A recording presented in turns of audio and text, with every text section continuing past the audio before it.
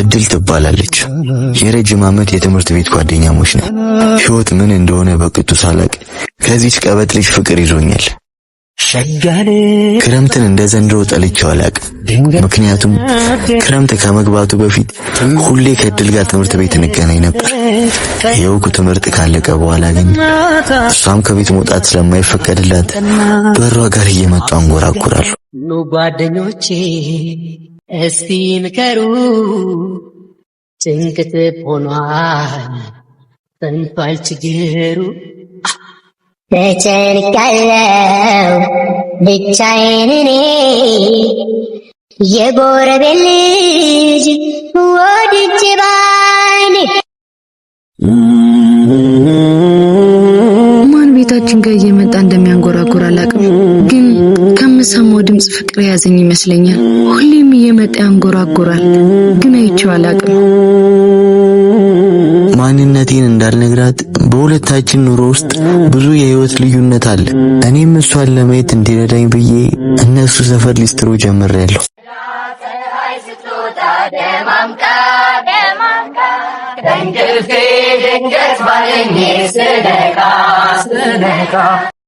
የማየውም የምሰማው ክብሬን ይነካኛል። ያምሆነው ግን እንደምን ብችል ይቀለኛል። ስለይቼሽ ከሚሰማኝ ስቃይ ይሻለኛል።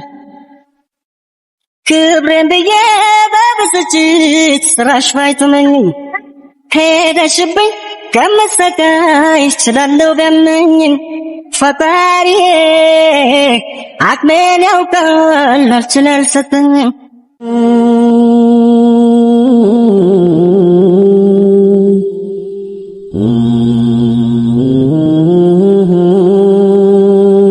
እንዲያማን እዚህ ምን ትሰራለህ?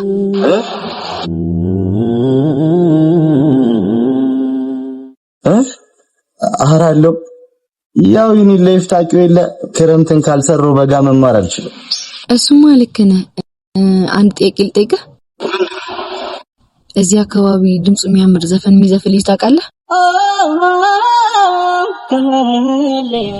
አማን ምን ሆነህ ነው የምትፈዘው?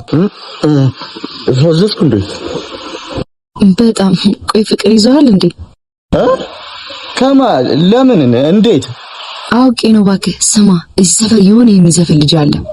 ብዙ ጊዜ ማንነቱን ለማጣራት ሞክሬያለሁ፣ ግን በፍጹም ላገኘው አልቻልኩም። እና እኔ በምን ልተባበርሽ? ከዛ ማንነቱ ታወቀ ማለት ነው። ራሴን በራሴ ቪዲዮ ልቀርጽ ነው ማለት ነው። ችግር የለውም ካየሁት እቀርጸዋለሁ። በጣም አመሰግናለሁ። እሺ እንዴት ሳድርጌ የሆዴ ላሳይሽ፣ ምን ቃል ተናግሬስ ውስጥን ልግለጽልሽ? ጨነቀኝ ጠበበኝ እፋኝ የምልሽ እወቂልኝ ባክሽ እንደምወደሽ።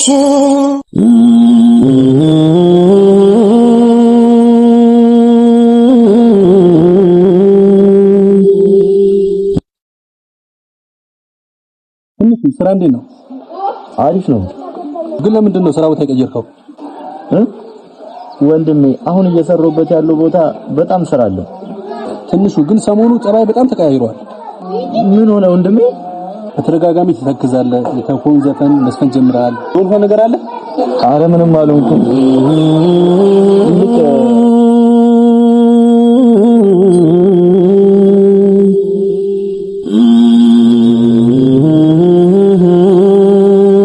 ናሰለችም እስክትመጪ መጠበቁን መዘግየትሽ አባሰብኝ መናፈቁን።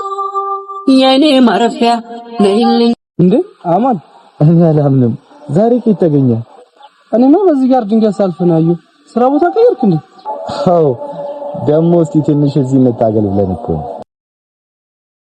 ይህ ሰፈር የእድል ሰፈር አይደል እንዴ? አዎ ምን ነው? ይሄንንማ ቁጭ ብለን ማውራት ያለብን። ስራ ቦታ ይዛ ጋር ነው እየሄድን ማውራት እንችላለን። እሺ እንሂድ። አባቴ ዛሬ በህይወት ኖረ ፍቅር እንደያዘኝ ብነግር ደስ ይለኝ ነበር። ማንነቱን ከማለቀው ሰው ፍቅር ይዞኛል። ሁሌ ጠዋት እኛ በረጋ እየመጣ ይዘፍናል። ከድምጽ ይሁን ከሱ ፍቅር ከማን እንደያዘኝ ግራ ገብቶኛል። አባቴ ይቺ ጠንካራ ልጅ ማንነቱ ከማይታወቅ ሰው በፍቅር ወድቃለች። ብቻ እንጃ የማረገው ግራ ገብቶኛል። ጥሩ ሁኔታ ላይ አትመስኝም። ኧረ ደህና ነኝ። መልካም። ለማንኛውም ቀላበለን አሁንም ደግሜ ልንገርሽ ራሴን አሳልፌ ሰጥቻለሁና ለፍቅርሽ እባክሽ በኔ እምነት ይኑርሽ። እድልና አሁንም ታፈቅራታለህ አይደል? ኧረ እኔ እንደዚህ አይነት ነገር የማስብበት ጊዜ ላይ አይደለም። አማን ታፈቅራታለህ አይደል? እየዋሸኝ ነው።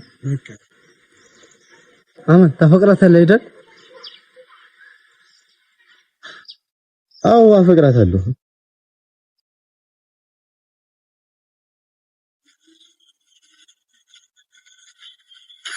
እና ስለ ራሴ ምን ልንገርህ? ደስ ያለሽ? ያው የምኖረው ከእናቴ ጋር ነው። አባቴን በድንገተኛ አደጋ ነው ያጣሁት። ተማሪ ነኝ። አሁን ክረምት ስለገባ ትምህርት አቁሜያለሁ። እና ትምህርት አለቀ ብለሽ ነው መዞር? አረ በፍጹም ዛሬ ማሚ ቤት ስለሌለች ነው የወጣሁት። እና የቤት ልጅ ነሽ ማለት ነው? እቤት መዋል እኮ የቤት ልጅ አያስብልም። ማለት ዋናው ስነ ምግባር ነው። በቃ እንሂድ፣ ማሚ መምጫዋ ሰዓት ደርሷል።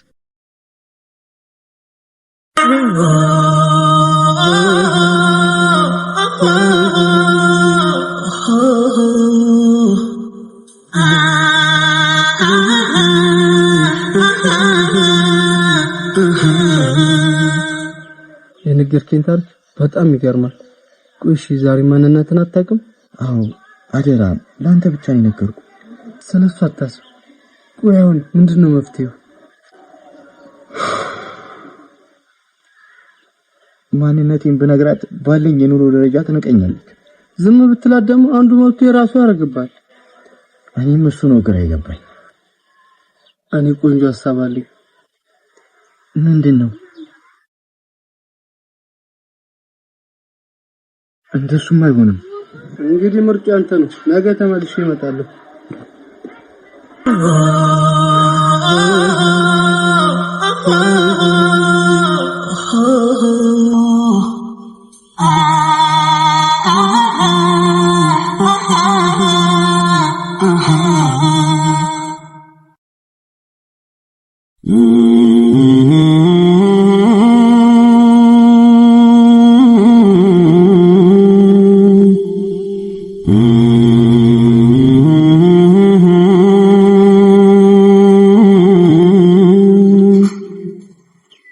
ስራ ቦታ ቀየርኩ አልከው እዚህ ነው እንዴ? አዎ። ምን ነው? አይ ምንም። ወይ አንተ ግን እዚህ ሰፈር ምን ትሰራለህ? እኔማ እዛ ቤት አለችው ልጅ ልሸኛት ፈጥቼ ነው። ወይ ግን የት ነው የምታውቃት? በአጋጣሚ ነው የተዋወቅነው። ብታይ እንዴት ደስ እንደምትል። አንድ ነገር ልንገርህ። ምንድነው? እቺ ልጅ ሳላፈቅራት አልቀርም። ምን? አዎ። ምን ነው ችግር አለ እንዴ? ምንድነው የተፈጠረ? ምን አልከኝ? አረ ምንም። በቃ ቤት ስትመጣ እናወራለን። ከመለያየት ሌላ አማራጭ አልነበረም ወይ እላለሁ። አማራጭ ነበር ሳስበው ነኝ እምቢ አልሽ እንጂ እምቢ ስል ነኝ እንዲህ ላትረሽኝው ላይረሳሽ ጎኔ ላይረሳሽ እርሳቴን እርግፍ አድርጌ አንቺን ለመርሳት እኔ አልቻልኩኝ። እርሳቴን ወሬ አይደበቅ አንቺን ጨክነሽ አልረሳሽኝም ፍቅሬ አልተውሽኝም። እርሳቴን ታዲያ ካቃተው ልባችን መበት ብንወስን እርሳቴን ባለማስተዋል የሆነ ስህተት ሳንሰራ አንቀርም የሚያላየን